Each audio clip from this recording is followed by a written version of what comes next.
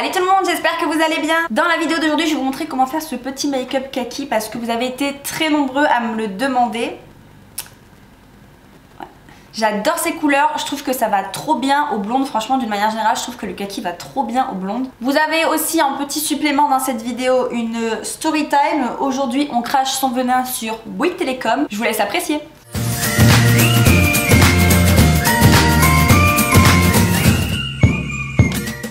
Aujourd'hui je vais faire mon teint avec vous, j'ai l'impression que ça fait une éternité que j'ai pas fait mon teint en vidéo. Mais très honnêtement il n'y a pas grand chose qui a changé. J'utilise toujours mon Born This Way de chez Too Faced, c'est mon fond de teint du quotidien, je l'adore. Ma petite éponge de chez Morphe et mon spray, c'est vraiment mon moyen préféré pour appliquer mon fond de teint depuis le temps. L'éponge permet vraiment d'avoir un rendu hyper naturel et que le fond de teint en fait vienne se fondre dans la peau. Et le spray fixateur permet d'hydrater en même temps et de fixer le tout. J'adore. Il faut que je vous raconte un truc qui m'est arrivé là. En gros en septembre avec mon copain on a eu un bug d'internet. On est chez SFR normalement de base. Et on a eu un bug d'internet genre une soirée et on a pété un plomb. On a dit ouais c'est inadmissible et tout machin, bref. Et on a dit vas-y on change. On décide de changer d'opérateur et tout. Moi en même temps j'avais encore mon vieil iPhone 8. Donc ça commençait un peu à dater. On va regarder s'il y a des offres en ce moment pour la box et tout. Et puis pourquoi pas prendre un nouveau forfait téléphone avec un téléphone et tout. Enfin voilà. On était ouvert à toute proposition. Puis à un moment donné on va chez Bouygues et on se rend compte qu'ils font une offre avec une télé et tout machin. Donc on a dit trop bien. Le moment de passer à la caisse, elle me propose le téléphone avec le forfait. Le tout me convenait parfaitement. Donc on prend la box. Je passe au concealer. Aujourd'hui je vais prendre ceux de chez Tarte. J'ai la teinte fer neutral et fer beige. Je pense que je vais faire un mélange des deux. Donc je sais plus où j'en étais. Bref, on prend tout ce qu'elle nous propose. Très bon client que nous sommes. Et au bout de 2 semaines, toujours pas d'internet à la maison. On nous dit que la fibre va être installée, que la fibre est installée chez nous, qu'on est éligible, tout ça. Sauf qu'on habite dans une résidence et dans la résidence il y a un local technique là d'internet avec tous les câbles fibres de tous les bâtiments. Et les techniciens à chaque fois qu'ils viennent ils nous disent c'est un enfer, genre tout est débranché, il y a des fils qui sont cassés et tout. Donc tu m'étonnes que la fibre ça marche pas, faut vraiment avoir beaucoup de chance pour que ça fonctionne en même temps. Après l'intervention de 2 techniciens, 2 semaines d'attente et tout, on appelle, on nous dit qu'on va devoir faire venir un autre technicien mais que ça peut prendre 8 à 10 jours. Donc là on a pété les plombs, on a dit vas-y on résilie tout. Parce que normalement c'était engagé pour 2 ans en plus. Donc on a appelé, on a dit on veut résilier et tout. Nous on savait pas qu'on avait le droit de résilier puisque personne nous le dit bien sûr. On croyait qu'on était engagé puis on a dit au culot vas-y on y va on résilie. Mais moi je voulais garder mon forfait avec mon téléphone, je voulais juste résilier la box. Et là elle nous dit quoi ? Il faut payer la télévision, oui, parce qu'on a eu une offre sur la télé, donc c'est ce que je vous disais. En gros, on l'a payé 200 €. Elle vaut normalement 600 et quelques euros, je sais plus combien. Bref. Et là, elle nous dit oui, du coup, vous avez acheté la télé, mais vous êtes plus éligible à l'avantage box et tout. Il faut payer le reste de la télé, soit 400 et quelques euros. J'étais là, mais c'est une blague. Après avoir bataillé 10 ans, elle me soutient que finalement je ne paierai pas la télé. Et le week-end après, il me rappelle en me disant que finalement je dois payer la télé, que la technicienne s'est trompée. Donc de là, on se re-embrouille avec Bouygues au téléphone. Et puis un beau matin, je reçois un petit texto me disant nous avons bien pris en compte la résiliation de votre forfait mobile. Je vais faire mes sourcils, donc ça c'est la Dibro pommade de chez Anastasia. Moi j'utilise la teinte taupe. Donc ils me disent on va résilier votre abonnement téléphone. Donc je les appelle, je leur dis qu'est-ce que c'est que ça. J'ai pas du tout demandé à ce qu'on résilie l'abonnement de mon téléphone. Attendez, je vais faire mes sourcils et j'arrive parce que je peux pas faire les deux en même temps. Bref, donc pour finir mon histoire quand même de Bouygues Télécom. Une semaine après, je reçois le même mail. La demande de résiliation de votre forfait a bien été prise en compte. Ce sera effectif sous quelques jours, machin. Donc je rappelle, je re-annule. Déjà, je commençais à être énervée parce que j'avais l'impression qu'on se moquait de moi clairement depuis le début. Et la dame me dit oui, mais vous savez, c'est pas en France. Enfin, je pense qu'ils sous-traitent à l'étranger, donc c'est toujours des étrangers et tout, et on a l'impression de ne pas se faire comprendre, enfin, c'est très chiant. Du coup, une deuxième personne me confirme que ça a été arrêté, et je me lève 3 jours plus tard, et mon forfait est annulé, ça ne marche plus, en fait c'est comme s'il n'y avait pas de carte SIM dans mon portable. Donc là j'en pouvais plus, je rappelle Bouygues une énième fois, et là je tombe sur un conseiller, mais Dieu merci l'a mis sur ma route, mais heureusement que c'est lui qui a décroché parce que je crois que sinon j'aurais pété un plomb. Je vais poudrer mon visage avec la Cover FX. Bref, il était trop mignon, je décroche et il me dit bonjour madame, comment vous allez? Et là je dis ça va pas du tout, j'en peux plus et tout. Il me dit oh non, qu'est-ce qui se passe et tout, qu'est-ce qu'on peut faire pour vous? Trop gentil franchement, il m'a trop aidé. Du coup il me pose des questions, il essaye de comprendre la situation, je lui explique tout depuis le début pour la 10e fois en 3 semaines. Et puis il essaye de régler un peu mon problème, il me dit bon écoutez, je pense que moi je peux rien faire pour vous. Ah oui, et ce que je vous ai pas dit c'est que du coup j'avais plus de numéro de téléphone attitré chez Bouygues Télécom, et quand tu appelles le service client, il te demande de rentrer ton numéro de téléphone, tu sais, tu tapes pour que quand le conseiller décroche, ta fiche client qui s'affiche quoi.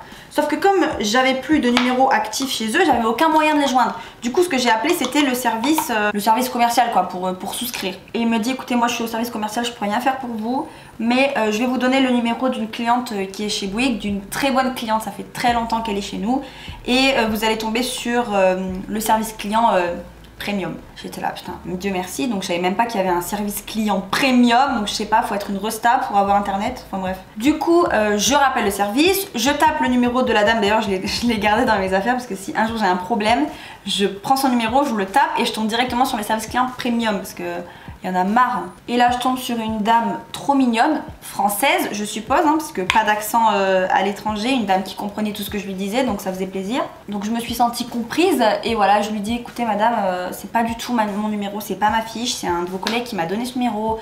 Bref, je lui explique tout mon truc et je lui dis est-ce que ma ligne est morte de chez morte vu qu'elle est désactivée, ou est-ce que vous pouvez la récupérer? Et elle me dit non c'est bon, je vais vous la réactiver et tout machin, je vous rappelle cet après-midi. Elle me la réactive dans la journée, dans l'après-midi j'avais mon forfait. Bien sûr le service client premium ça n'a rien à voir avec le service client de base pour le commun des mortels. Donc voilà, et là je pense que tout était reparti à la normale, sauf que au début du mois de novembre, je me lève un beau matin, je vais sur mon application de banque et je vois un prélèvement Bouygues Télécom de 761 €. Oh my god! 700 balles au début du mois, bam, comme ça, le 2. J'ai pété un plomb. Donc je rappelle le service client et je leur dis qu'est-ce qui se passe, machin. Ils me disent ah oui, mais en fait on vous a facturé toute la fin de votre abonnement comme si vous vouliez résilier, puisque la résiliation donc a été faite. Ils n'ont pas supprimé l'addition qui venait avec, donc ils me prélèvent en fait 700 balles, donc c'est le prix de mon téléphone en entier, plus les frais de résiliation, plus mon engagement sur 48 mois, donc 700 balles quoi. Donc je lui demande est-ce que vous pouvez me rembourser? Oui, on va faire le remboursement. Donc ça prendra 8 à 10 jours maximum. 8 à 10 jours pour un virement bancaire, normalement ça prend 3 jours. Mais bon bref, j'ai dit d'accord. Une semaine après je rappelle, j'ai toujours pas les sous sur mon compte. Donc je dis oui, on m'a assuré il y a une semaine que le virement était lancé, que le remboursement allait arriver sur mon compte, ça fait une semaine, j'ai rien. D'accord, je vérifie madame. Oui, ben là c'est bon, je viens d'avoir la confirmation, effectivement, parce qu'on a des jours précis pour faire les virements, c'est le mardi et le samedi, donc c'est peut-être ce délai-là, mais vous inquiétez pas, ça va arriver sur votre compte sous 8 à 10 jours. J'étais là d'accord, bien sûr, merci, au revoir. Encore une fois, on me la met. Une semaine après, donc là on arrive à la semaine dernière, toujours rien sur mon compte. Je rappelle une fois, je lui dis écoutez, ah oui machin, votre virement de 500 € a bien effectué. Je dis comment ça 500 €? On m'a prélevé 761. Ah oui, mais comme vous avez résilié votre Avantage Box, vous n'êtes plus éligible à l'Avantage Box, je sais pas quoi, vous devez payer la fin de votre téléphone, donc c'était 200 €. Votre mensualité va augmenter puisque du coup j'avais la réduction Avantage Box, mais je ne suis plus Avantage Box, on a compris. Bref, donc en gros je dois payer mon téléphone et je vais payer une fortune tous les mois et je suis engagée pour 2 ans. Et elle me dit votre remboursement arrive et tout, si c'est pas aujourd'hui c'est demain, vous inquiétez pas, machin. Donc je dis d'accord, encore une fois je suis trop gentille. Ce qui nous emmène à hier, donc en tout 3 semaines et demie que j'ai vu le prélèvement sur mon compte et que je n'ai rien. Donc là j'appelle et j'ai pas eu le choix que de faire la méchante, la pauvre technicienne. En fait à chaque fois j'ai de la peine pour les techniciens parce que je sais que leur boulot c'est pourri, ils doivent répondre au téléphone toute la journée, ils se prennent des insultes à longueur de temps, donc à chaque fois je suis tolérante avec eux, je me dis ils sont pour rien tu vois. Mais là j'ai pas eu le choix, à un moment donné si tu gueules pas tu te fais pas respecter. 5 minutes après j'ai le responsable au téléphone qui me dit oui on s'occupe de tout, je sais pas quoi, bref je vous rappelle dans 30 minutes. 1 heure après toujours rien. Je rappelle, je regueule, j'ai le technicien qui décroche, il peut même pas en placer une. Le pauvre, je suis trop énervée et je lui dis oui, j'espère que vous allez être plus compétent que votre collègue de tout à l'heure parce qu'il se passe toujours rien et tout, j'ai pas de réponse. Il me dit oui madame, c'est moi-même. Le pauvre. Donc voilà, et donc moi j'attends quand même, vu que c'est un responsable, j'attends un geste commercial quand même, puisque ça fait 1 mois qu'ils me prennent 700 balles. Il me dit que les 500 € vont arriver, et après je dis et les 200 € du coup, est-ce que je vais être remboursée? Oui, ils vont arriver, mais le mois prochain. Donc ça je sais pas si c'est vrai, mais bon bref, on verra bien. En tout cas il me les a promis, donc vous inquiétez pas, le mois prochain je rappelle pour avoir mes 200 balles. Il m'a quand même fait la ristourne pendant 1 an, j'ai l'Avantage Box alors que j'ai pas la box. Et voilà, mais je vous tiendrai au courant de cette histoire, mais oh mon dieu, ça fait 3 mois que ça dure, j'espère que lundi j'aurai les sous sur mon compte et que ça sera du passé parce que je vous jure j'en peux plus. Mais bon bref, vous n'êtes pas là pour ça, on va se maquiller. Je ressemble vraiment à un fantôme. Bon, je vais prendre cette teinte juste ici pour venir créer ma zone de transition. Je sais pas si ça se voit à la caméra là, mais donc du coup j'ai posé uniquement ma teinte. Ça commence à créer une petite ombre. Je l'ai travaillé du coin interne au coin externe. Je l'ai même un peu débordé un peu partout sur ma paupière. Et maintenant je vais prendre la même teinte, mais je vais changer de pinceau. Celui que j'ai utilisé avant et celui que je vais prendre maintenant. Et je vais reprendre la même teinte, juste cette fois je vais bien la travailler pile dans le creux de paupière. Et je vais me concentrer sur le coin externe pour créer une ombre supplémentaire et venir intensifier ma couleur en fait. Deux façons de travailler une même teinte. La différence est subtile mais elle est utile parce que... Waouh, subtile mais utile. Non mais parce qu'elle permet vraiment d'intensifier le regard. Ça crée un peu plus de profondeur, je sais pas si... Un regard un peu plus intense en fait, je sais pas si c'est clair. Et maintenant je vais garder le même pinceau et toujours pour venir intensifier, je vais venir prendre ce marron juste ici. Et là pareil qu'avant, je vais vraiment le garder dans le coin externe.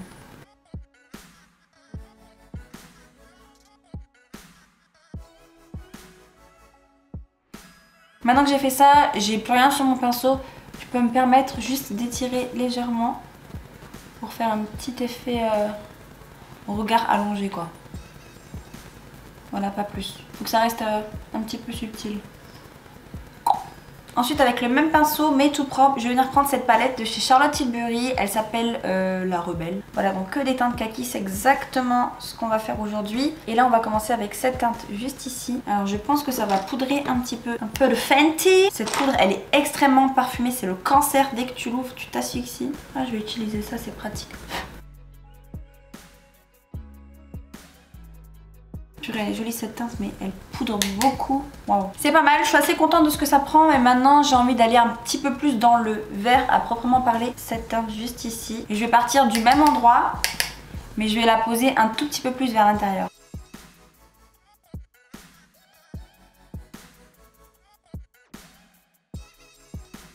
J'ai du doré ici. Et j'hésite à mettre une petite pointe de doré. Allez, je vais mettre une petite pointe de doré, je vais l'appliquer au doigt. Voilà qui est mieux. Je vais venir travailler un petit peu mon ras de cils inférieur tout doucement. Et là je vais venir prendre la dernière couleur que j'ai pas utilisée tout simplement. Donc ça c'était pour le coin externe, ça c'est pour le centre de ma paupière. Une petite touche de doré. Et là je vais venir prendre cette couleur, c'est un petit peu plus marron.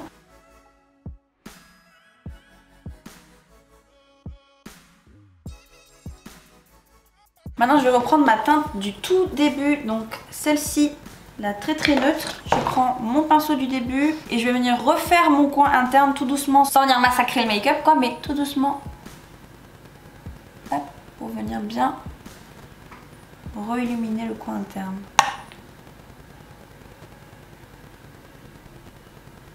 Voilà. Voilà. En temps normal j'aurais mis une couleur très irisée, très claire en coin interne, sur le dessous du sourcil et tout, mais aujourd'hui on va essayer de garder ça le plus simple possible. Je vais mettre un petit peu de mascara et j'arrive. Pour le bronzer, je vais prendre mon Glamour Bronze de chez Morphe parce qu'en fait la teinte est très proche de la teinte de transition que j'ai mise au début et j'aime bien cette vibe quand tout est bien coordonné.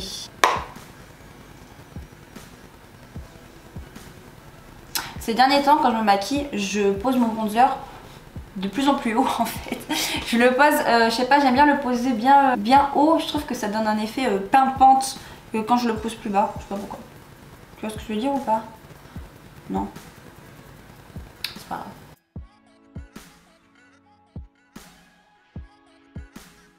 On va même en mettre un petit peu ici parce que j'avais trop kiffé la dernière fois.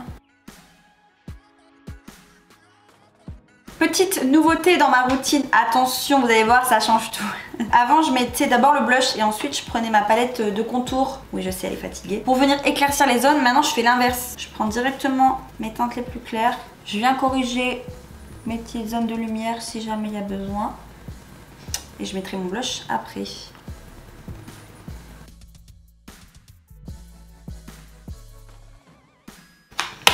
Voilà.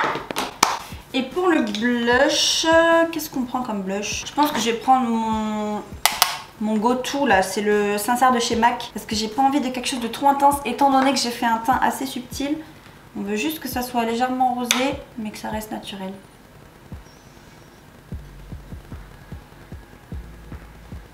Pareil, le blush, je le mets de plus en plus haut et j'aime bien le fondre dans mon bronzer en haut des pommettes. Et en ce moment, je sais pas pourquoi, je fais ça sur le nez là, tu sais, la petite barre au blush qui donne un petit effet coup de soleil. Alors qu'on est en plein hiver. Je pense que je vais m'autoriser un petit peu d'highlighter aujourd'hui. Parce que j'ai envie, ça fait longtemps. Là. Et là, d'habitude, je prends toujours la teinte Seychelles parce que c'est ma préf. Mais je pense que je prends celle-ci aujourd'hui. Elle est très dorée.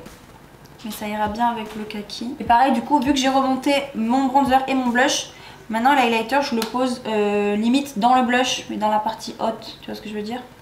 Juste pour qu'il y ait des reflets... comme ça. Voilà quoi. Voilà, pas trop parce qu'il est vachement pigmenté. L'arc de Cupidon. Oh my god. Terminé. Et alors, pour le rouge à lèvres, le clou du spectacle.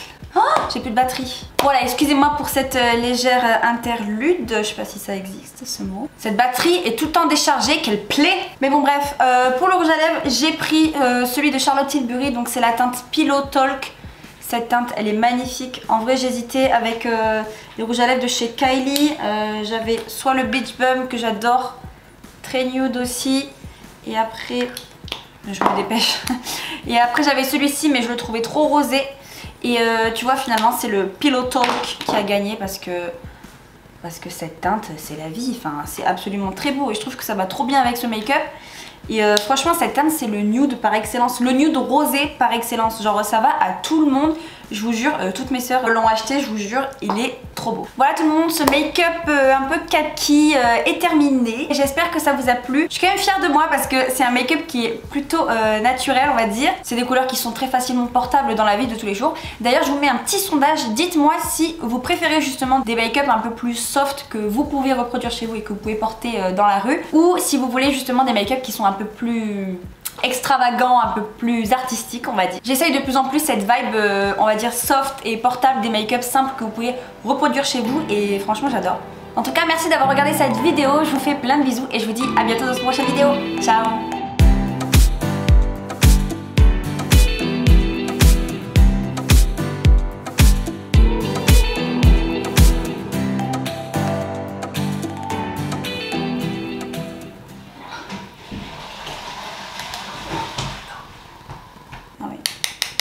Effectivement.